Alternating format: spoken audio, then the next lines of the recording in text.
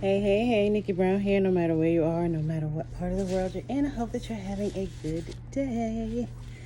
So, I am enjoying a blue spirulina bowl. I'm just going to have a little chat today. People treat you the way that they feel about you, right? And depending on their perception, they basically treat you accordingly. And what do I mean by that? Some people are very down to earth, right? And some people some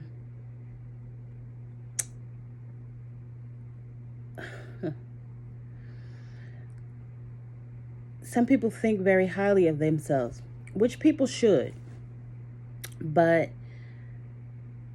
there are people who think that they're better than other people, right? Be it because of their education, because of their address, because of their bank account, because of what kind of car they drive, or whatever social status they have. There are people who think that they're above a lot of people and that there are a lot of people who are beneath them and not worth their time or energy. And they treat you accordingly. I was planning to do this video and I just got finished watching the conversation Monique and her husband had with Tyler Perry. And they said, oh, we're talking to the billionaire right now. But remember, brother, you were homeless at one point. And it's funny because I said something similar when I just saw the interview on Club Shay Shay with Monique. And I said, it's funny how people forget where they come from. That's what most people say. That's what people call it. They think there's, because they've reached this social status or this plateau that they're better than other people. But for decades, and Mike Epps did interview, and I watched that yesterday too. And he said everything that we have is just rented. These millionaires, billionaires, they're just stockpiling the money in their bank accounts basically because you can't take it with you. And ever since I was at least 16, 17, 18 years old, I'd be saying, there's no one, because people would say to me, oh, you're better than that person, or you're better than that. And I will always say, I'm not better than anybody, and nobody's better than me. Regardless of how much money they have, what kind of car they drive, what kind of house, how big their house is, none of that stuff matters. What matters is having a good character, having integrity, having respect for one another, being a human being, a down-to-earth human being with empathy and compassion for other human beings. Right? For me, that's what matters. That's what's important. That's what we're here for. We're here to help one another. We're here to learn from one another. We're here to grow with one another, not put each other down or step on one another. That is not what we are here for. And when I say here, I mean existing on earth. Right? That's not what we are here for. There was a time when our ancestors lived together in communities, in tribes, like say a lion tribe or a tribe of monkeys. And I'm not comparing ours to the animals because we are highly intelligent beings. But my point is, we used to live together in communal spaces. We ate together. We went and hunted for crops together. We cooked together. There was, someone in the village or the tribe who did hair, and everyone got their hair done for free. There was no, there was a time where people didn't charge. Now you got people charging thousands of dollars to do someone's hair. And by all means, we live in a capitalist society, so we have to make our money, right? But I think on a human level, when you start to think that you're better than somebody, that's a problem for me. I'm sure that there will be people who disagree with me. So back to my original point. People are going to treat you the way that they feel about you. If someone really likes you, they might have deep conversations with you. If they don't really care for you, they're just going to have some basic surface level dumb conversations with you because that's how they see you, right? And I'm the person who, I just sit back and pay attention, and I analyze where people are coming from and how they treat me, and I treat them the way that they treat me, right? I'm not going to give you all of my time and attention when you give me bullshit. And pardon my French, I do apologize to any of my elders who are on here, for my profanity, but sometimes you just have to say it the way it needs to be said. Because that's what it is, a bunch of BS. And then they're surprised when you don't. People are surprised when you can see through their foolishness and when you respond accordingly. Some people cuss them out. I'm not going to cuss you out, but I see you. I see you. And so you have to have so much confidence. You have to love yourself so much that you don't fall for the foolishness. Right?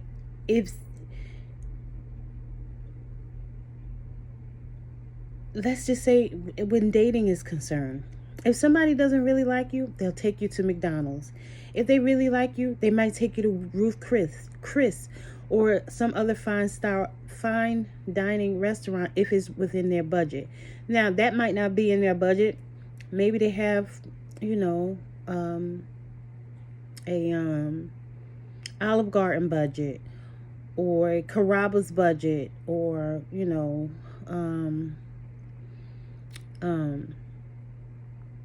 whatchamacallit, what's my other favorite restaurant? Why can't I think of it right now? This is one of the popular chain restaurants, Bonefish Grill, which these are like mid-level. So you have like, in terms of restaurants. So you have like your fast food restaurants, and you have, your sit-down restaurants that are just a step above fast food. And then you have some that are a little bit more sophisticated. And then you have like your higher end, which Ruth Chris has become one that's so popular that, it's not really. It is, because it's still a la carte fine dining. Or like your Mr. Chow's, things of that nature. So not that it's about the money again, but again, people treat you the way that they feel about you. So if I can take myself to Bonefish Grill, or to Mr. Chow's, or to Ruth Chris, somebody who comes and says, oh, well, and again, people have to do what is within their budget. But again, we're talking about people treating you the way that they see you. Right? If you're the type that dress with a blouse and a suit, whether it be a pantsuit or a skirt suit, and you have the weave and the makeup, they're going to see you in a certain way. But if you wear sneakers and,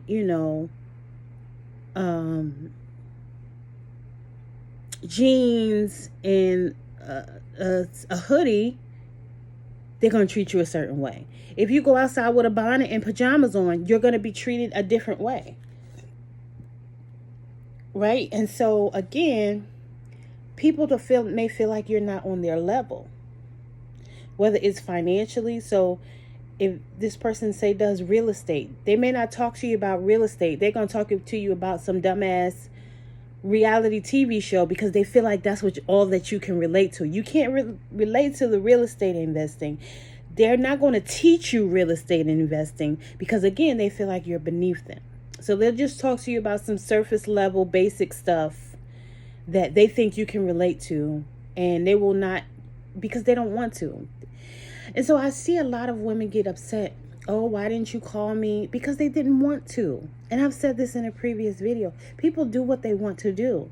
People make time for what they want to make time for. So if someone's not making time for you, why are you asking them why they're not making time for you? Again, I don't do that. I just treat them accordingly. I'm not going to stop doing what I'm doing to talk to someone or go out with someone because they don't do it for me. I'm not going to ask why you didn't call me. There'll be times I'm not going to call you either. And I'll just leave it at that. And not even from a tit for tat perspective. But again, if somebody is not treating you according to the way that you see yourself, then treat them the way that they treat you. You can either not answer their calls at all or just answer when you feel like it. You could not go out with them at all or just go out with them when you feel like it. And one of the biggest telltale signs is when somebody does not keep their word. But because they don't want to. If somebody says, oh, I'm coming to pick you up at 9 o'clock and they don't show up till 9:30, 10 o'clock, it's because something else or someone else was more important than you in that moment. And you didn't call that person out for being late. I remember one time this guy asked me out. And let's say he said he was coming at 8 o'clock. 8 o'clock came by and went. Maybe about between say 8:15 and 8:30. I took my clothes off. He probably called like 10, 15 minutes after that and said, oh, I'm on my way or something along those lines. I was like, well, I'm not going. He was like, what you mean? You told me 8 o'clock. Oh, well, it's only so-and-so time. Right, but 8 o'clock is 8 o'clock, right? And you didn't show up. You didn't call or anything. Oh, well, I was playing a game. Okay, well, you can keep playing the game, and I hope you have a good night because I'm not going anywhere. Oh, please. And he probably called me back a few times because he couldn't believe that I did that. Back in the day, with my son's father, he did something similar. I'm not going. Why would you have me wait? But see, that's the whole thing. I'm not going to argue with you either. And a lot of people feel like when you don't argue with a person that you're weak. No, the strength comes in, I'm not going. I'm strong enough to say, I don't care. I'm not going nowhere. I don't care if you don't like me no more. I don't care if you don't ever ask me out again. Because you're not dependable and reliable anyway. You've already shown me that. But then a lot of times that will change how a person feels about you. But by then, for me, it's too late. Now, perhaps there could be an exception to that. But 9 times out of 10, when somebody shows you who they are, you should believe them the first time. They're showing you that they're not dependable. They're not reliable. They're not trustworthy. They have no integrity. They have no respect for you.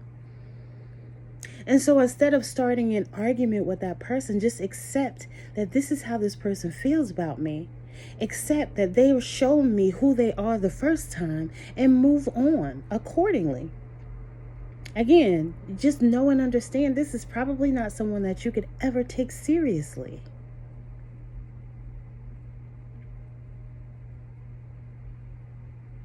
Because for me, if I say that I'm going to do something and I can't, or something comes up, I do my best to at least say something about it.